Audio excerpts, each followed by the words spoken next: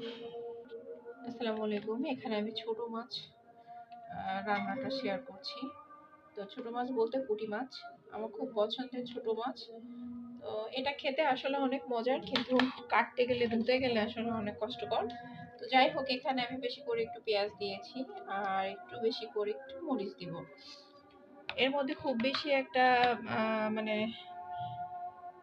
পানি দিব না। তো যতটুকু পানি লাগবে সামান্য একটু পানি দিয়েই আমি আর কি রান্নাটা শেষ করব।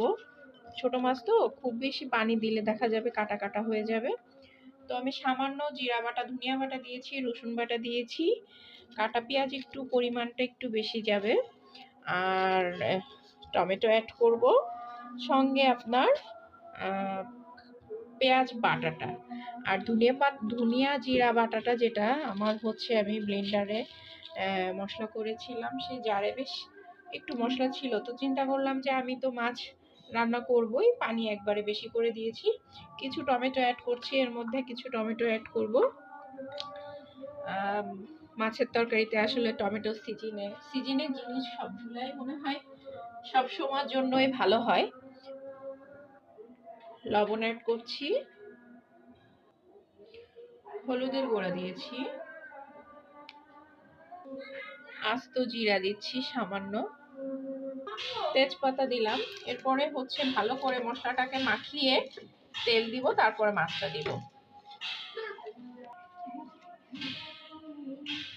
ছোট মাছে আমি সবসময়ের জন্য বরাবরই বলি, যে মাছটা আপনার চচ্চড়ি করি, ভাজি করি, সেটা একটু তেলের পরিমাণটা একটু বেশি যায়। তো আমি ভালোভাবে হাতে মাখিয়ে নিব। মশলা মাখানোটার মধ্যেই মনে হয় অর্ধেক রান্না হয়ে যাবে, এরকম ভাবে মাখাতে হবে।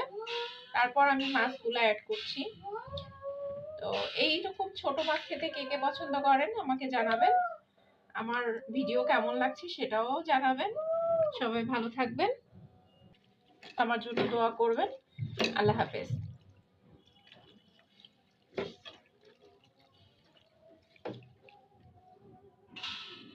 আসলে একটা বুড়া রেসিপি দিতে গেলে কখনোই ছোট করে দেওয়া যায় না।